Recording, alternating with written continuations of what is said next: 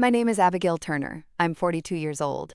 At 2:30 in the afternoon on the first Friday in November, I sat in a probate attorney's office with my grandmother's pearl necklace in a velvet box on the table, while my sister told 12 relatives that Grandma had promised her everything before she died. The office smelled like old paper, furniture polish, and the bitter coffee no one had touched. Rain tapped against the tall windows. A brass clock ticked above the bookcase, each second landing in the room like a small warning.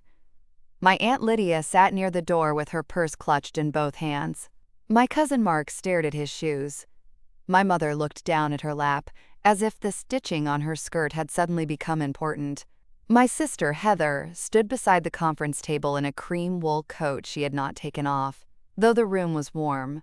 Her hair was smooth, her lipstick perfect, and her voice was just soft enough to sound wounded. "Grandma told me privately," she said. "She said she wanted me to have the jewelry, the savings, the china, and the house contents.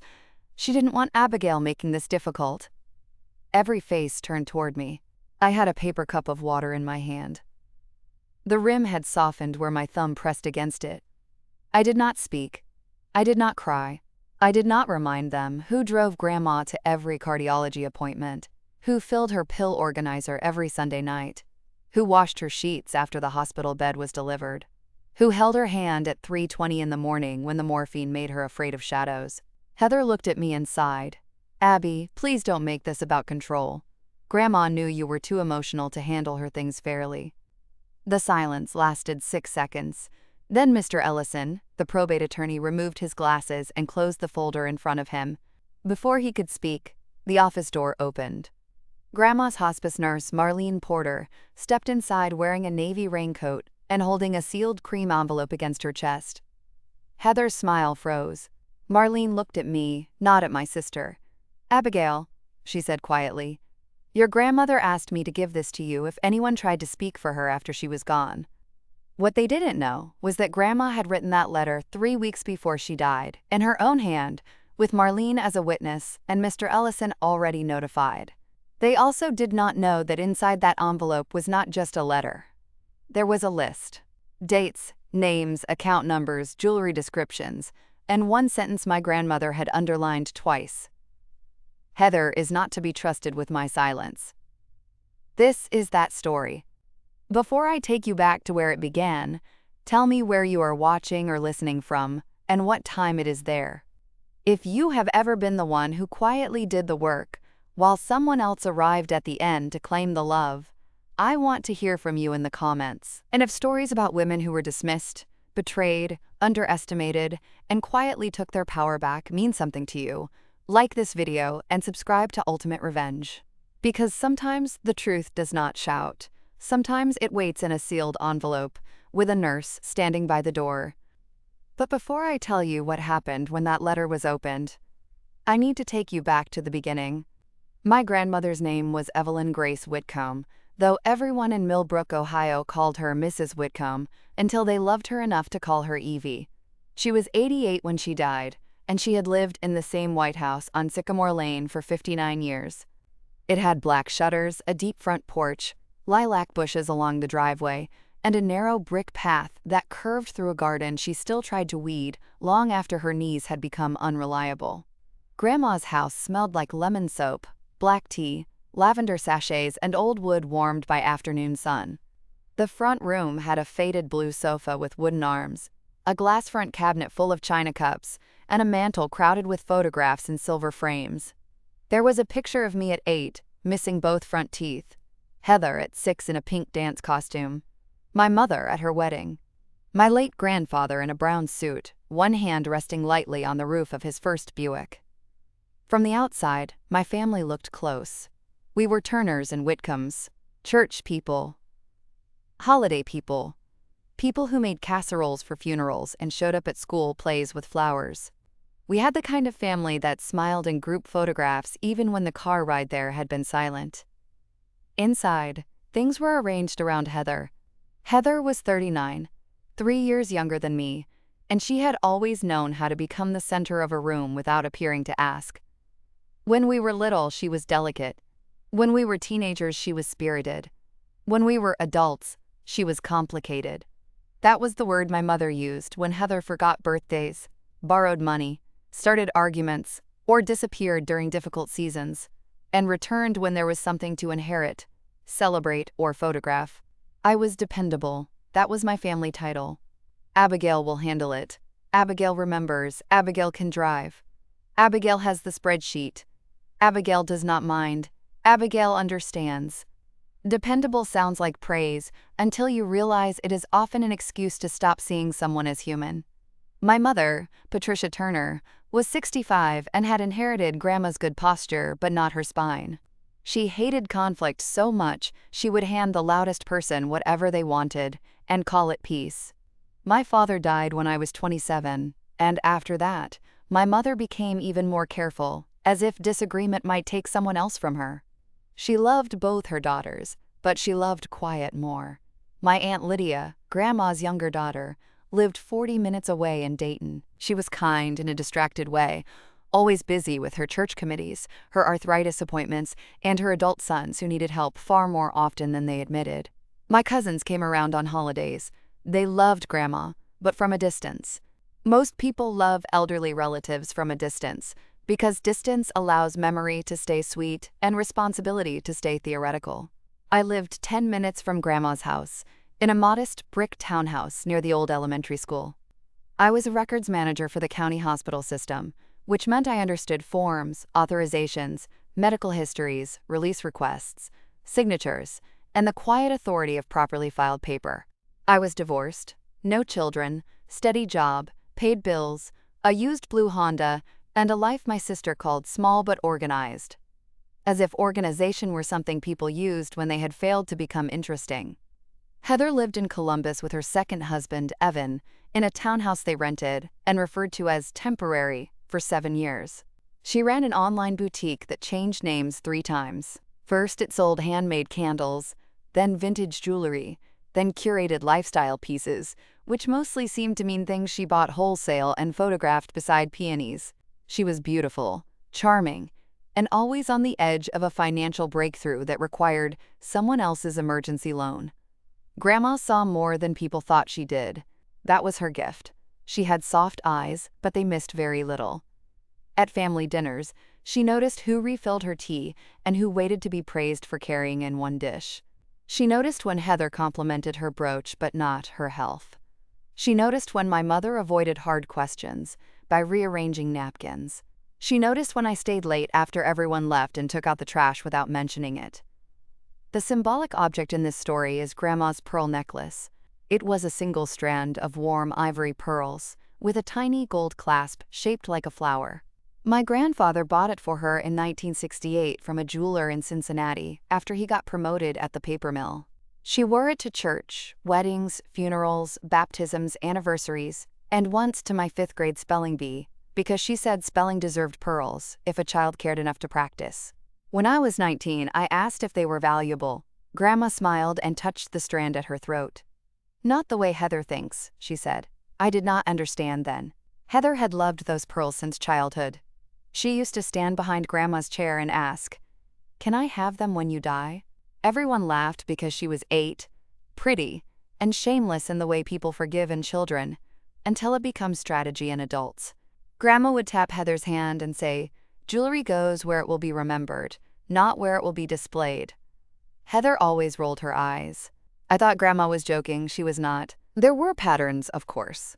There are always patterns before the final betrayal. Families pretend shocking moments arrive suddenly, but they rarely do. They are usually the last bead on a string. Everyone has been watching someone thread for years. The first pattern was the Christmas bracelet. I was 29. Grandma had given each granddaughter something small from her jewelry box that year. I received a silver locket with a tiny dent near the hinge. Heather received a garnet bracelet. 2 weeks later, Heather called Grandma and said the bracelet had been stolen from her gym bag. She cried. Grandma comforted her. My mother said, "Poor Heather." 6 months later, I saw the same bracelet listed on Heather's boutique page as vintage garnet estate bracelet, excellent condition. It sold for $380. I told my mother. She said, "Are you sure it was the same one?" Yes. Maybe Grandma told her she could sell it. She said it was stolen. My mother looked pained. Abigail, your sister gets embarrassed about money. Don't make it worse. So I said nothing. Grandma never mentioned it. But 3 months later, when Heather admired an opal ring, Grandma slipped it back into the velvet tray and locked the jewelry box. The second pattern happened after Grandpa died. His death was quiet and cruel, the way long illnesses often are. He had Parkinson's for 8 years. Grandma cared for him at home until she physically could not lift him anymore. After the funeral, Heather arrived at the house wearing black sunglasses and carrying a tote bag. She wept beautifully in the front room, accepted condolences, and told everyone, "Grandpa always understood me." That evening, after the last casserole dish had been labeled and placed in the refrigerator, Grandma realized Grandpa's gold watch was missing from the dresser. Heather said, "Maybe Uncle Ray took it." Uncle Ray had been dead for 6 years. I found the watch 2 months later in a photo Heather posted online. It was on Evan's wrist at a rooftop restaurant. I showed the photo to Grandma. She looked at it for a long time. Then she said, "Print it for me." I did. She put it in a folder labeled personal. I did not ask why. The third pattern was the savings account. Grandma had a small account she called her roof fund. She put money in it every month because she believed houses punished people who did not prepare. In 2018, after a windstorm damaged the back porch, Heather called Grandma crying because her boutique payment processor had, quote, frozen funds. She needed $4.200 for inventory already ordered. Grandma wrote her a check from the roof fund. Heather promised to repay it by Easter. She did not. When the porch repair bill came, Grandma asked my mother to remind Heather. My mother asked me to remind Heather because she said I was better with details. I did. Heather sent me a text that said, "Stop acting like Grandma's accountant." She offered because she believes in me.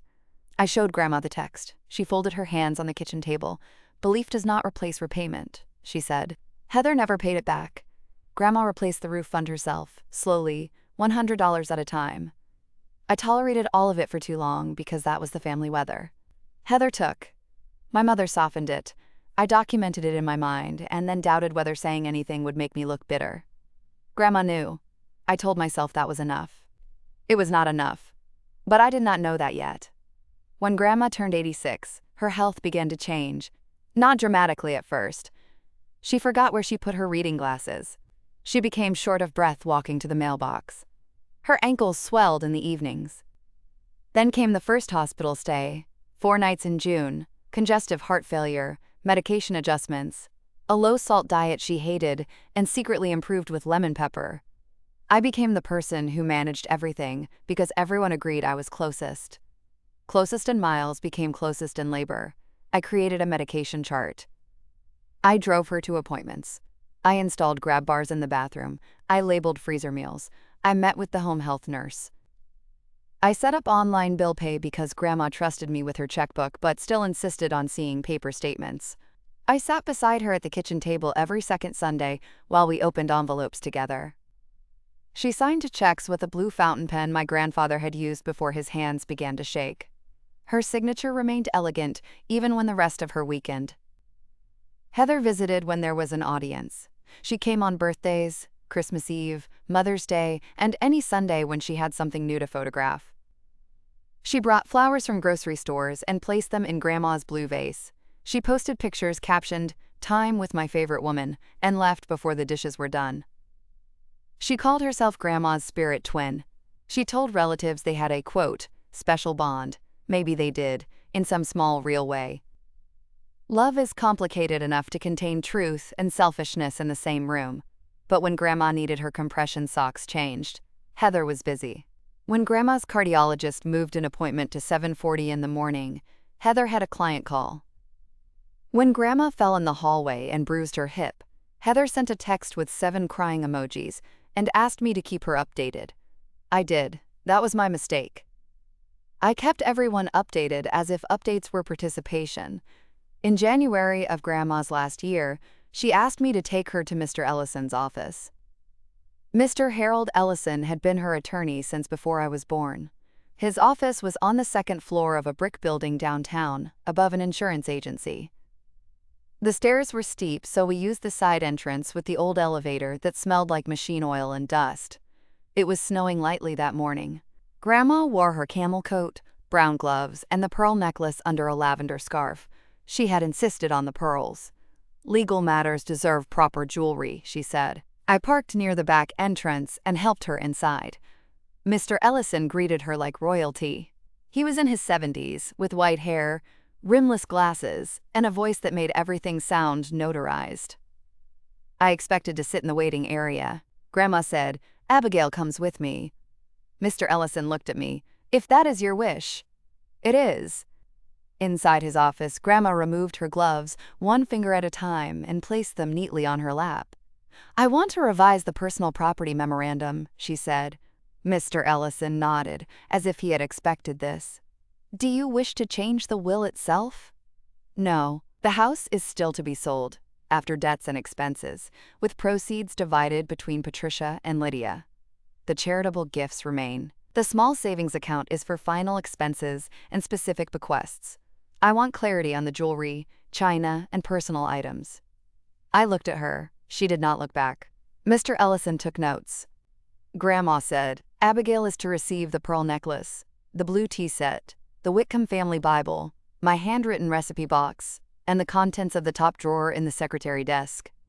My throat tightened at the recipe box more than the pearls. "Heather is to receive the cameo pin and the silver mirror set, if she wants them, not the pearls." Mr. Ellison wrote carefully. Grandma continued, "No item is to be removed from my house before inventory.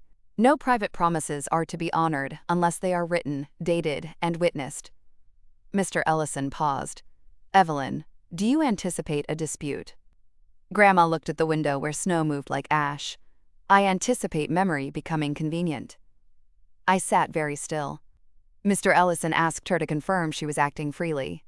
She did. He asked whether anyone had pressured her. She smiled. "At my age, Harold, everyone tries. Few succeed." He laughed softly. Afterward in the car I said, "Grandma, why didn't you tell anyone else?" She adjusted the scarf at her neck. "Because people who respect my wishes do not need advance warning, and people who do not respect them would only use the warning to prepare." That sentence stayed with me. In March, Grandma's health worsened. Heart failure became kidney strain became weakness. Weakness became a hospital bed in the downstairs sitting room because she could no longer manage stairs. The room that had once held Christmas trees and bridge tables became a place of pill bottles, oxygen tubing, folded blankets, and the soft electronic sigh of a concentrator. Hospice began in late May. The nurse assigned to Grandma was Marlene Porter. Marlene was 58, with silver-streaked brown hair cut short, calm hands, and the voice of someone who had walked many families to the edge of grief and knew which words mattered there. She wore navy scrubs and a small gold cross. She never rushed. She explained medication changes clearly. She called Grandma Mrs. Whitcomb until Grandma said, "Marlene, if you keep that up, I will think you are selling me insurance." After that, Marlene called her Evelyn. I liked her immediately. Heather liked her less. Hospice made Heather uncomfortable because hospice did not flatter performance. It required presence. It required seeing the body fail without turning it into a story about yourself. Heather came twice in the first month. The first time, she took a picture of Grandma's hand in hers and posted it online with the caption, "Cherishing every moment." Grandma saw it later on my phone and said, "Did she cherish the moment before or after she asked about the pearl necklace?" I looked up. "She asked?" Grandma closed her eyes. People reveal themselves when they think dying makes you too tired to object. The second time Heather came, she arrived wearing perfume so strong Grandma coughed for 20 minutes after she left. Marlene opened the window even though it was hot. "She means well," my mother said. Grandma looked at her. "No," she said, "she means visibly." My mother cried in the kitchen that night, not because Grandma was wrong, because wrong would have been easier. By July, Grandma had good hours and bad days. In good hours, she watched old mystery shows, dictated grocery lists she would never shop for, and asked me to read letters my grandfather had sent her before they married. In bad days, she slept with one hand curled against her chest, breathing through parted lips while I sat in the chair beside the bed pretending to read. One Tuesday afternoon, at 4:20, Grandma woke from a nap and said, "Get the red tin from the pantry." I knew the one. It had once held Danish butter cookies and now held spare buttons, rubber bands, and old keys. Inside, beneath a layer of mismatched buttons, was a small brass key. "Secretary desk," she said. The secretary desk stood in the front room, a narrow antique with a fold-down writing surface and tiny drawers. I had seen it all my life. I had never opened the top drawer because Grandma kept it locked. She watched me cross the room and unlock it. Inside were envelopes, a black velvet jewelry box, an old bank passbook, a photograph of Grandpa in uniform, the printed photo of Evan wearing Grandpa's watch, and a handwritten list in Grandma's careful script. "Bring the folder," she said. I did. The folder was labeled personal, the one from years ago. Grandma asked me to sit beside her bed. Marlene was there that day, checking medication, but she paused near the doorway as if sensing the air had shifted. Grandma looked at me for a long time. "You have carried more than I asked," she said. I swallowed. "No, I haven't." "Yes," she said. "Do not argue with an old woman who is saving her breath." Marlene smiled faintly and looked down at her chart. Grandma continued, "Heather will say I promised her things." I did not deny it. She will say it privately. She will say it tearfully. She will say it in a way that makes your mother want peace more than truth. My eyes burned. Grandma's hand moved toward mine. Her skin was thin and cool. "I want you to have the pearls," she said. "Not because you drove me to appointments. Not because you did chores. Love is not wages. I want you to have them because you know memory is a duty, not a display." I could not speak. She nodded toward the desk. "The savings account ending in 429 is not large, but it is to reimburse you for the care expenses you paid when I argued with you about receipts." "I don't want reimbursement." "I know. That is why you will accept it." A tear slipped down my cheek then, private, small, unwelcome. Grandma pretended not to see it because dignity was one of her forms of kindness. She asked Marlene to come closer. "Marlene, I need you to witness something." Marlene stepped beside the bed. Grandma dictated while I wrote first, but then she insisted on writing the final letter herself. It took almost 40 minutes because her hand cramped twice.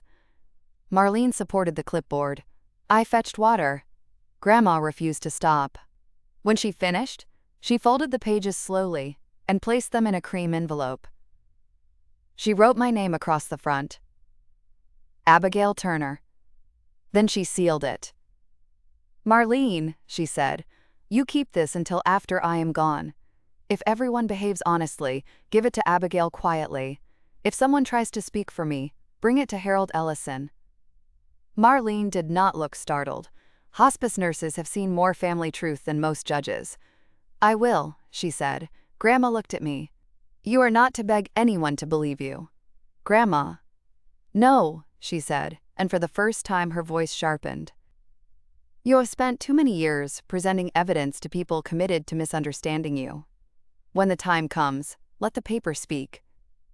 Marlene placed the envelope in her nursing bag. I watched it disappear. That was the secret. For the next 7 weeks, Heather became increasingly interested in Grandma's house. She called more, not to ask about pain levels, appetite, or medication. She asked if Grandma was lucid. She asked whether Grandma had mentioned jewelry. She asked whether the house had been appraised. She asked if the savings account was still complicated. She asked whether I had found the key to the china cabinet. I answered less. On August 9th at 8:50 in the evening, Heather texted, "Grandma told me years ago I could have the pearls. Don't make this weird." I screenshotted it. On August 12th, "Evan says verbal promises are valid if everyone knows about them." I replied, "Then everyone should be able to confirm them."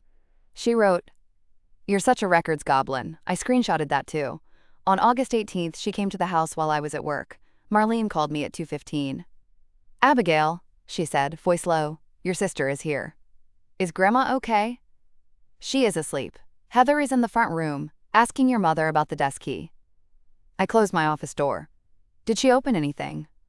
"No, I am standing in the doorway."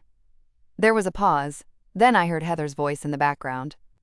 "I'm not stealing, Marlene. I'm family," Marlene said, still calm. "Family can wait for inventory." I drove to the house immediately. When I arrived at 2:40, Heather was in the kitchen with my mother. The air smelled like burnt coffee. My mother's face was red. Heather looked annoyed. "I came to see Grandma," Heather said. "Then why were you asking about the desk key?" Her eyes narrowed. "Mom mentioned there were papers." I looked at my mother. She looked away. Heather crossed her arms. "You don't own the house, Abigail." "Neither do you. I'm her granddaughter."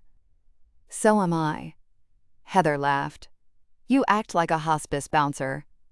Marlene stepped into the kitchen then, her face unreadable. "Evelyn is awake," she said. "She asked for Abigail." Heather's mouth tightened. Grandma was propped against pillows, her breathing shallow. She looked at me, then toward the hallway. "Heather is here," I said. "I know," Grandma replied. "Do you want to see her?" "For 10 minutes." I brought Heather in. She sat beside the bed and immediately began crying. "Grandma, I don't know what I'll do without you." Grandma patted her hand. "You will do what you have always done, Heather. Continue." Heather laughed through tears, not hearing the blade under the lace. Then she leaned closer and whispered too loudly, "You remember what you told me about the pearls, right?" Grandma's eyes opened fully. The room went still. Marlene looked down at the medication chart. Grandma said, "I remember many things." Heather smiled, relieved by what she thought she heard. I did not correct her. After Heather left, Grandma closed her eyes. "She hears only what feeds her," she said. The next morning, Grandma asked me to remove the pearls from the jewelry box and place them in Mr. Ellison's custody until after probate began. I called him at 9:10. By noon, his assistant came to the house with a receipt and a padded case. Grandma watched the pearls leave without expression. Heather did not know. By September, Grandma rarely left the hospital bed. Her voice grew thinner. Her hands became cold even under blankets. The house changed around her. People spoke softly. The floors creaked louder. The oxygen concentrator became the rhythm of the day. On September 23rd, at 3:35 in the morning, Marlene called. "Abigail," she said gently, "I think you should come." The roads were empty. A light fog hung over Sycamore Lane. I drove with both hands on the wheel and arrived in 12 minutes. Grandma was awake when I entered the sitting room. My mother sat on one side of the bed, crying silently. Marlene stood near the foot with her hands folded. A small lamp glowed on the table. The room smelled like lavender lotion and rain. I sat beside Grandma and took her hand. She looked at me and moved her lips. I leaned closer. "Pearls," she whispered. "They're safe." Her eyes settled, then she whispered, "So are you." Those were the last words she said to me. She died at 4:18 in the morning, with rain beginning against the windows and Marlene's hand resting lightly on my shoulder. I did not cry loudly. I cried the way people do when the body understands before the mind can organize grief. Quietly, bent forward, one hand still holding hers after she had gone. Heather arrived at 9:40, wearing sunglasses and carrying a coffee she did not drink. She collapsed beautifully into my mother's arms. She asked to be alone with Grandma's body, but by then the funeral home had already come. She seemed offended by the timing of death, as if Grandma had failed to arrange it around her drive. The days after a death are a blur of practical cruelty. Phone calls, forms, burial clothes, obituary wording, church availability, casseroles, flower deliveries, people asking questions with sympathetic voices, and logistical hunger. I handled most of it. Heather chose the photo for the obituary and argued that Grandma should be described as glamorous. I changed it to gracious. Heather wanted to wear the pearls to the funeral. My mother called me in a panic. She says it would comfort her. "The pearls are with Mr. Ellison." My mother inhaled sharply. "Why?" "Because Grandma requested it." There was a long silence. Then my mother whispered, "Abigail, what did Mom do?" She made things clear. My mother began to cry, not from grief this time, from anticipation. The funeral was held on September 28th at First Methodist, the church where Grandma had taught Sunday school for 32 years. The sanctuary smelled like lilies and old hymnals. Sunlight came through the stained glass and placed red and blue patches across the aisle. Heather sat in the front row wearing a black dress, dabbing her eyes with a lace handkerchief that I had never seen before and suspected was purchased for the role. I gave the eulogy because Grandma had asked me to. I spoke about her garden, her lemon cake, the way she mailed birthday cards 2 weeks early, the way she believed casseroles should be labeled and apologies should be specific. I did not mention the pearls. I did not mention the letter. I did not mention the folder labeled personal. After the service, in the church hall, Heather accepted condolences beside the memory table. A woman from Grandma's quilting circle touched her arm and said, "Your grandmother was so proud of Abigail's care." Heather smiled tightly. We all cared in different ways. Then she looked at me across the room. I looked back. The will reading was scheduled for October 12th, but Heather delayed it twice. First, she was sick. Then Evan had a work conflict. Then she wanted time to process, before discussing material things. During those weeks, she also called my mother repeatedly and suggested Grandma had made private promises that, quote, Abby might not understand. By October 20th, family pressure had begun. Aunt Lydia called me and said, "Heather seems very certain about the jewelry." I said, "The estate documents are clear." She says Grandma told her privately. Grandma anticipated that. Aunt Lydia was quiet. What does that mean? It means we should wait for Mr. Ellison. My cousin Mark texted.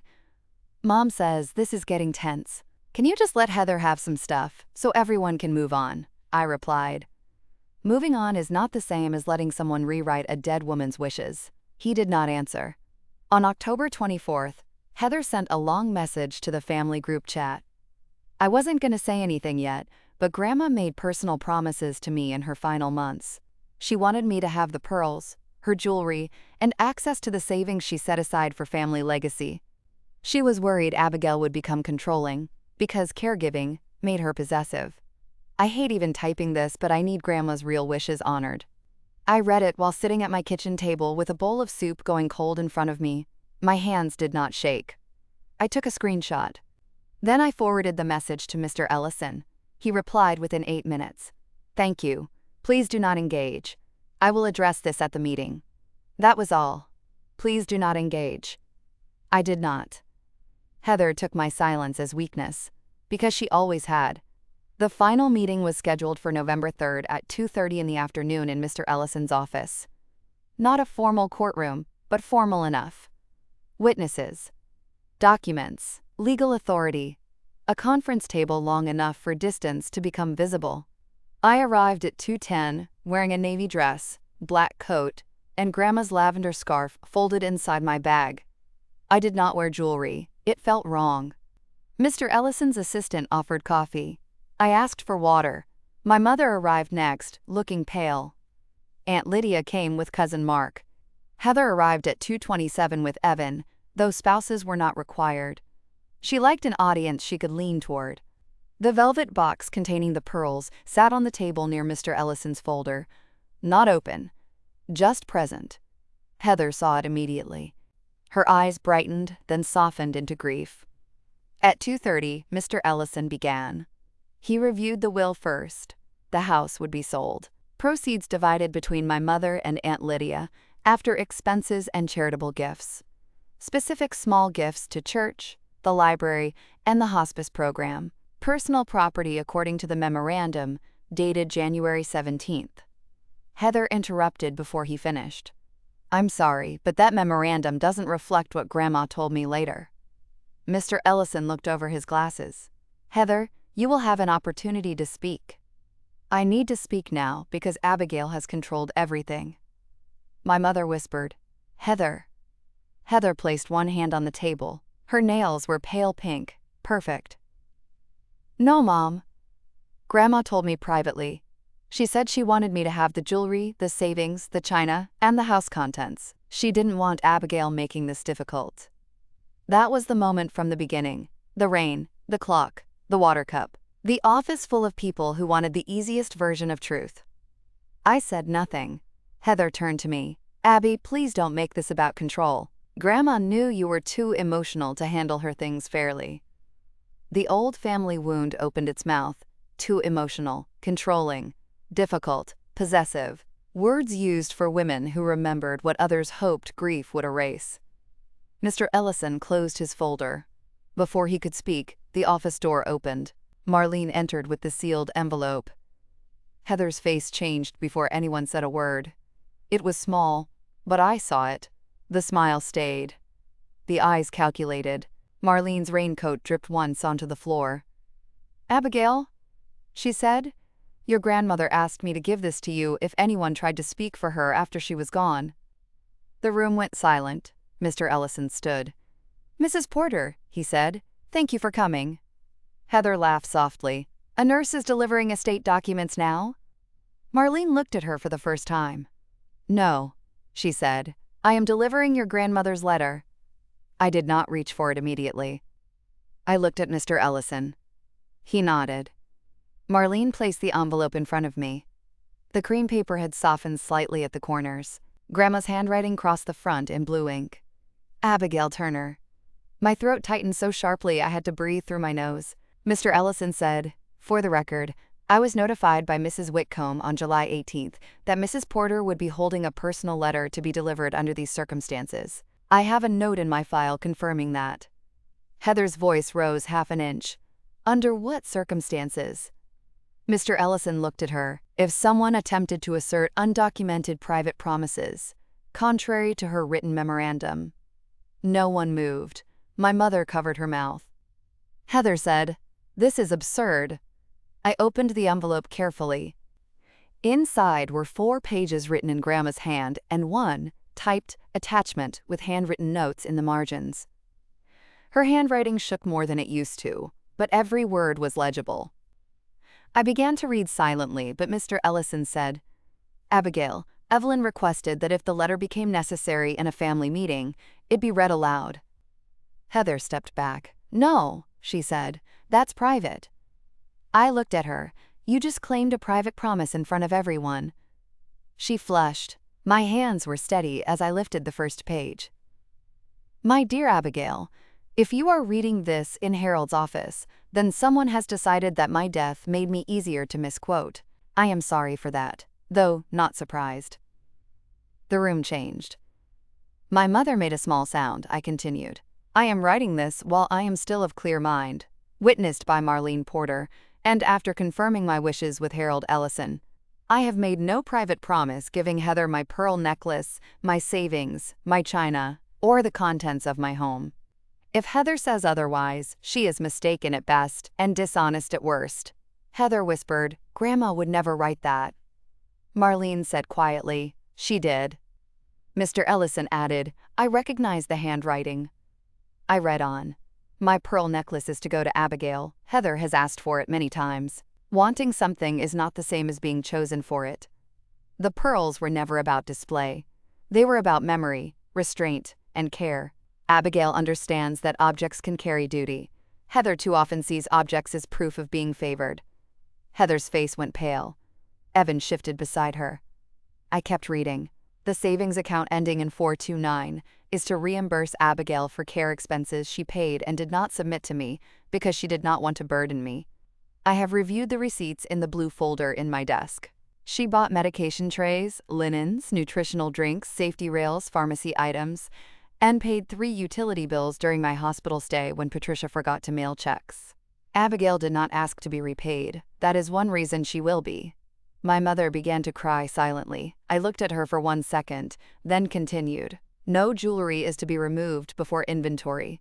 No item is to be given, based on claims of a conversation I supposedly had when no witness was present. I have learned that grief makes honest people tender and dishonest people ambitious." Aunt Lydia closed her eyes. Heather said, "Stop." I did not stop. Heather sold the garnet bracelet I gave her and told me it was stolen. I knew. Heather allowed Evan to wear George's gold watch after it disappeared from my dresser. I knew. Heather borrowed $4,200 from my roof fund and did not repay it. I knew. I kept those records not to punish her, but to remind myself that affection does not require blindness. The room was so quiet I could hear rainwater ticking against the window ledge. Heather looked at Evan. Evan stared at the table. I turned to the second page. Patricia, if you are present, do not ask Abigail to surrender truth for peace. You have done that too often. Peace that requires one daughter to absorb the other daughter's dishonesty is not peace. It is favoritism with a softer name. My mother bent forward, one hand over her eyes. Aunt Lydia reached for her, then stopped, unsure whether comfort would interrupt the truth. The letter continued. Lydia, if you are present, remember that staying out of conflict is sometimes a way of voting for the person causing it. Aunt Lydia opened her eyes. I read more slowly now, because Grandma's words deserved air. To all of you, Abigail did not manipulate me. She did not isolate me. She did not pressure me. She gave me the dignity of being believed when I said what I wanted. She wrote down medication times. She saved receipts. She let me complain about salt. She sat with me when I was frightened. She did not photograph my weakness for sympathy. She did not ask me for pearls. Heather's lips parted. The final paragraph was underlined once, except the last sentence, underlined twice. I trust Abigail not because she was convenient, but because she was honest when honesty cost her comfort. Honor my written wishes. Do not make her defend my memory against your appetite. Heather is not to be trusted with my silence. No one spoke for 11 seconds. The clock ticked above the bookcase. Then Heather said, she was sick. Marlene's voice was calm. She was lucid. She was medicated. She wrote it before her evening dose. Heather turned to Mr. Ellison. Can a nurse even witness something like this? Mr. Ellison folded his hands. The letter is not the will. It supports and clarifies the existing memorandum, which was properly executed. The memorandum already controls the distribution of personal property. The letter confirms Evelyn's intent and addresses the allegation you made today. Heather's face hardened. So Abigail set this up. I placed the letter on the table. Marlene looked at Heather. Your grandmother set this up because she knew you would say that. That sentence landed harder than anything I could have said. Heather's eyes filled, but the tears did not soften her. They sharpened her. I loved her, she said. I finally spoke. No one said you didn't. Heather looked at me with hatred and relief, because argument was familiar ground. You always thought you were better than me. No, I said. I thought receipts were better than arguments. Mr. Ellison opened the velvet box. Inside lay the pearls, warm and quiet against cream satin. Heather stared at them. He turned the box toward me. Abigail, under the memorandum, these belong to you. I did not touch them immediately. My mother whispered, Abby. I looked at her. She swallowed. I'm sorry. It was too small for the years behind it, but it was the first stone removed from a wall. I nodded once. Heather said, You're really going to take them? I looked at my sister. She was still wearing her cream coat. Rain had darkened the hem. Her hands trembled slightly, though she tried to hide it. I'm going to honor her. That's not an answer. It is the only one I owe you. Mr. Ellison reviewed the typed attachment next. It listed each item: pearl necklace to Abigail, blue tea set to Abigail, recipe box to Abigail, family Bible to Abigail for safekeeping with access allowed for family records, cameo pin to Heather, silver mirror set to Heather, quilting basket to Aunt Lydia, grandfather's fishing box to Mark, remaining household items to be inventoried and divided or sold. Then came the savings account. After final expenses, $18,600 remained in the account ending in 429. Grandma directed $7,400 to reimburse documented care expenses I had paid, $5,000 to the local library's large print collection, $3,000 to hospice, the rest to be divided between my mother and Aunt Lydia. Heather's mouth fell open. There's no legacy account? Mr. Ellison looked at her. No. She told me there was money for family legacy. There are written instructions for charitable legacy. Heather laughed, but it broke. Of course Abigail gets reimbursed. Marlene said softly, She kept your grandmother at home longer than she could have stayed without help. Heather turned on her. You were paid to be there.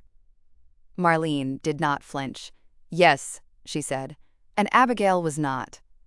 That ended the room, not dramatically, not with shouting, just with the clean exhaustion that follows undeniable truth. Heather gathered her purse. Evan touched her sleeve. Heather! She pulled away. No. I'm not sitting here while everyone pretends Grandma wasn't manipulated. Mr. Ellison slid a copy of the letter toward her. You may contest any matter through proper legal channels. I must advise you that the estate documents are clear, the personal property memorandum is valid, and your claims today have been directly contradicted by written evidence. Heather looked at the copy like it might burn her.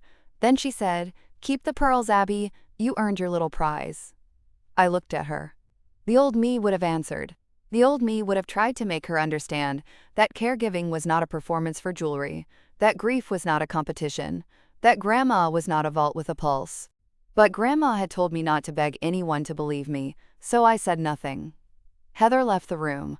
Evan followed after a hesitation, just long enough for everyone to notice. The door closed. The room remained quiet. My mother began to sob then.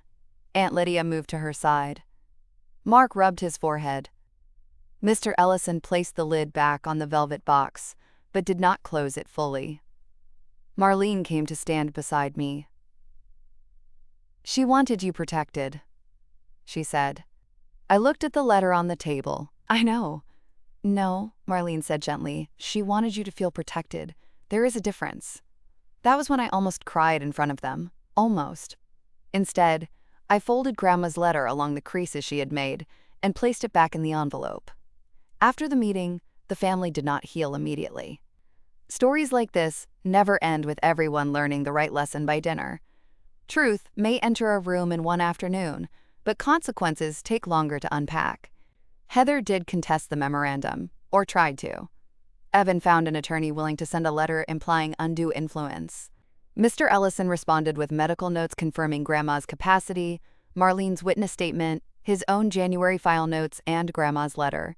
The challenge died quietly after 6 weeks, and one expensive consultation Heather could not afford to continue. But before it died, Heather did what people do when documents stop working for them. She tried reputation. She told relatives that I had isolated Grandma. She told old church friends that I managed access during hospice.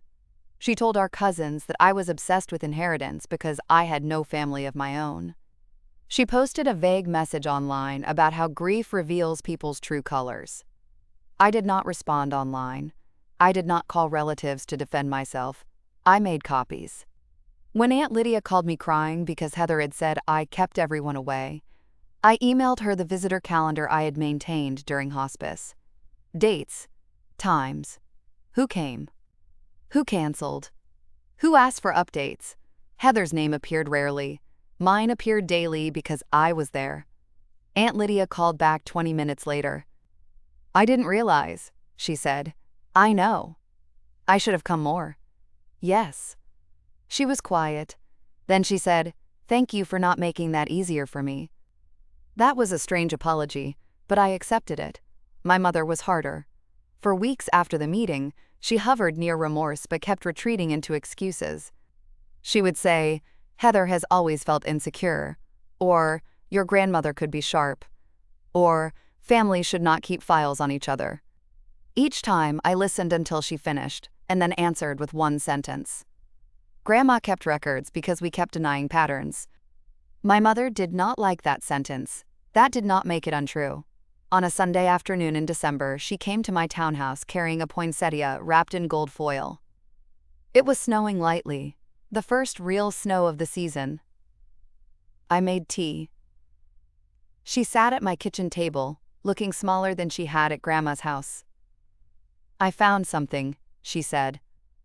She opened her purse and removed an old envelope. Inside was a handwritten note from Grandma, dated 2 years earlier. Patricia, do not ask Abigail to fix what Heather breaks.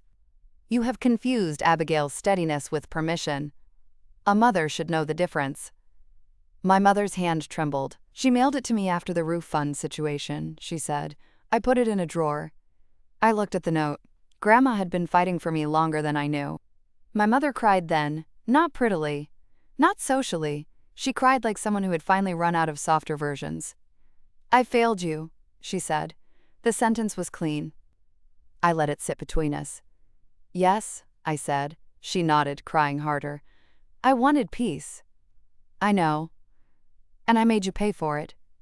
Yes. She looked at me. Can you forgive me? That question is never as simple as people hope.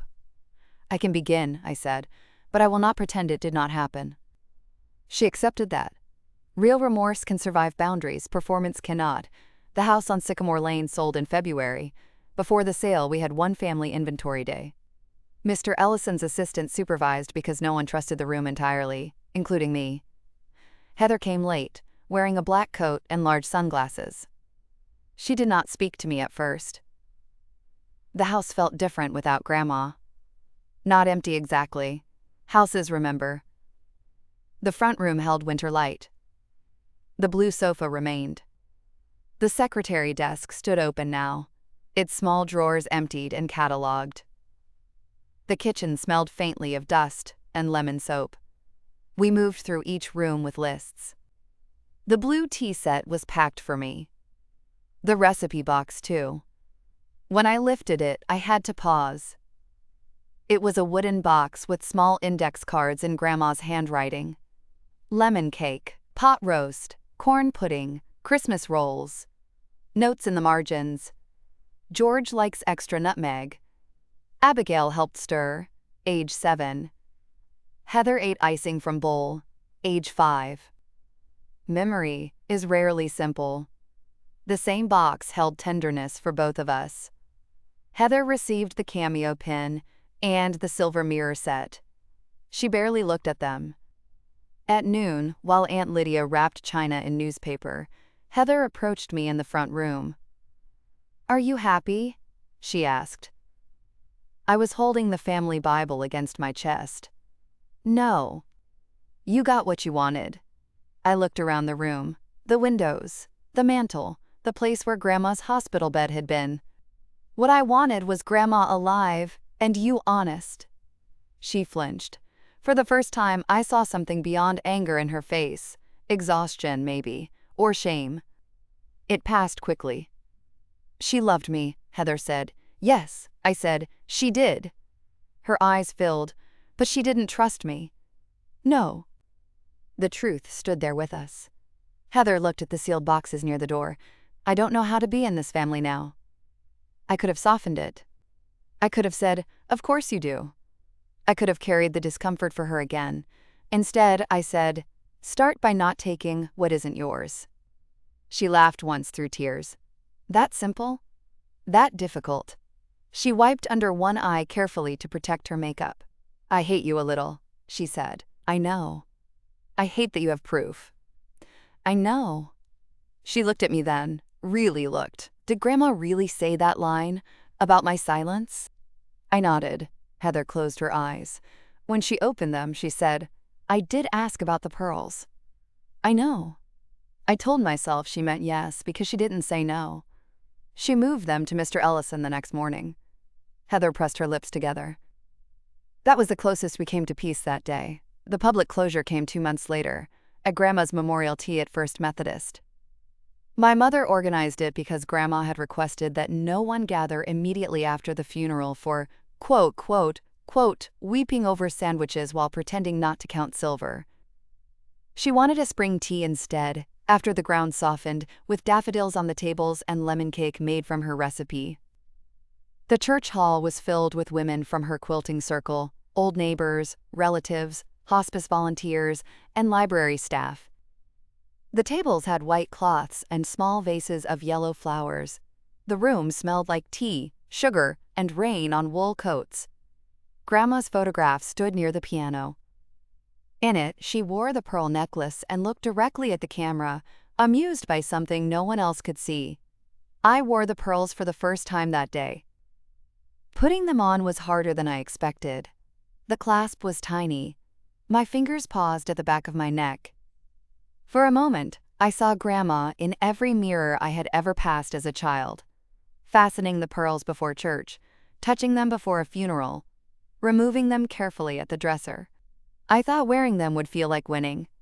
It felt like responsibility. At 3:10, my mother stood to thank everyone for coming. Her voice shook, but she did not collapse into performance. She spoke about Grandma's garden, her stubbornness, her lemon cake, and her belief that love was measured in showing up when no one was taking pictures. Then my mother looked at me. "I also need to say something as Evelyn's daughter," she said. The room quieted. Heather sat at a table near the back with Evan. Aunt Lydia sat beside my mother. Marlene stood near the refreshment table, holding a paper cup of tea. My mother took a breath. In my grief, and before my grief, I sometimes allowed the people doing quiet work to be treated as if they were simply available. My mother saw that. She corrected it. Abigail cared for her with dignity, and my mother made her wishes clear. I am grateful those wishes were honored. She did not mention Heather by name. She did not need to. The room heard what mattered. Heather looked down at her hands. Then Marlene stepped forward. She had not planned to speak. I could tell by the way she glanced at me first. I nodded slightly because Grandma had trusted her too. Marlene said, "Evelyn asked me once whether I thought families listen better before death or after. I told her usually after, because papers are less easy to interrupt." A soft ripple of laughter moved through the room. She loved her family. She also wanted truth protected. Those are not opposites. That was the sentence that settled everything for me. Love and truth are not opposites. They had been treated that way in my family for years. Love meant silence. Love meant letting Heather take the larger portion of attention, forgiveness, money, and story. Love meant my mother asking me to understand. Love meant Grandma pretending not to notice until she decided noticing was not enough. But Grandma knew. She knew the bracelet, the watch, the roof fund, the whispered questions, the convenient memory, the way I would be asked to surrender one more thing for peace. So she wrote it down. After the tea, people came to me quietly. A woman from church told me Grandma had once said I had a reliable soul, which sounded plain until I realized it was the highest compliment Grandma knew how to give. A library volunteer thanked me for the donation to the large print collection. Aunt Lydia hugged me for too long and whispered, "I am learning to show up before the inventory." Heather approached last. She looked at the pearls, then at my face. "They look like her," she said. "I know." Her eyes were red, but her voice was steady. "I'm not ready to talk about everything." "Okay. But I won't tell people she promised them to me anymore." I nodded. That was not enough to repair us. But it was enough to stop the bleeding. She turned to leave, then paused. "Abby?" "Yes. I did sell the bracelet." "I know." She gave a small, broken laugh. "Of course you do." Then she walked away. I did not chase her. I did not comfort her. I did not call her back and say it was fine. Because it was not fine. It was simply true. The pearls came home with me that evening, in the velvet box. I placed them not in a jewelry drawer but on the small shelf beside Grandma's recipe box and the copy of her letter. I had framed only one line from it, not the harshest one. Not the line about Heather. Not the line about appetite. The line I framed was this: "You have spent too many years presenting evidence to people committed to misunderstanding you. I look at it when I begin to doubt myself. There are days I still miss Grandma so sharply that ordinary tasks feel insulting. Paying a bill. Buying apples. Refilling gas. The world continues with no respect for the fact that someone who knew your childhood is gone. Grief is strange that way. It makes you angry at calendars. But I also feel protected. Not by the pearls. Not by the savings. Not by being chosen over Heather. That is not the peace people imagine it is. I feel protected by the fact that Grandma told the truth before we needed it. She did not leave me with a vague memory to defend. She did not rely on my mother's courage or Heather's honesty or the family's fairness. She knew us. She loved us. And because she loved us with her eyes open, she made a record. People think revenge is taking the necklace. It is not. Revenge is the nurse walking into the attorney's office with the envelope no one knew existed. Revenge is a dead woman's handwriting crossing the room and correcting the living. Revenge is an attorney saying the memorandum controls. Revenge is the family finally hearing that the dependable woman was not controlling the story. She was the only one respecting it. Revenge is wearing the pearls not as a prize, but as proof that someone saw the quiet work and chose not to let it be erased. I still visit Grandma's grave once a month. Her stone is under a maple tree near my grandfather's. In spring, the grass grows thick there. In autumn, the leaves gather along the base of the stone, red and gold and brown. I bring tea in a travel cup and sometimes read one recipe card aloud because it feels like something she would find amusing. The first time I wore the pearls to the cemetery, the clasp caught in my hair. I laughed, then cried, then laughed again, because Grandma would have told me vanity has consequences. I told her the family was trying. Not healed. Trying. My mother attends counseling now. Aunt Lydia visits before she is needed. Heather and I speak rarely, but more honestly when we do. Sophie, my cousin Mark's daughter, asked me to teach her Grandma's lemon cake recipe, and I did. We used the card with the note about extra zest. We spilled flour. We made a mess. We did not photograph it. Some memories deserve to be lived before they are shown. The house on Sycamore Lane belongs to another family now. They painted the front door green.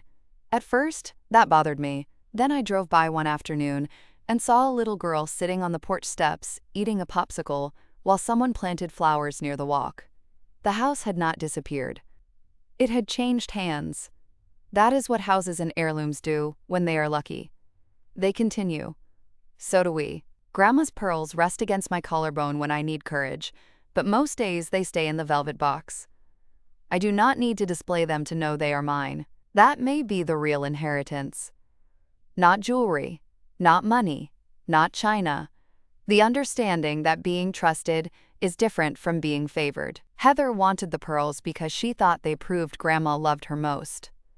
Grandma gave them to me because she knew love was never supposed to be measured that way. So tell me, if someone claimed a dying woman privately promised them everything, but you had the letter proving the truth, would you argue with them, or would you let the envelope speak? Thank you for staying with me through this one. Stories like Abigail's are not really about jewelry, savings accounts, or who gets the pearls. They are about the quiet people who show up, do the work, keep the receipts, and still get accused of wanting too much when all they ever wanted was for the truth to survive. If that means something to you, subscribe to Ultimate Revenge. There are more quiet women, more sealed envelopes, more family rooms going silent, and more truths waiting for the right witness to open the door.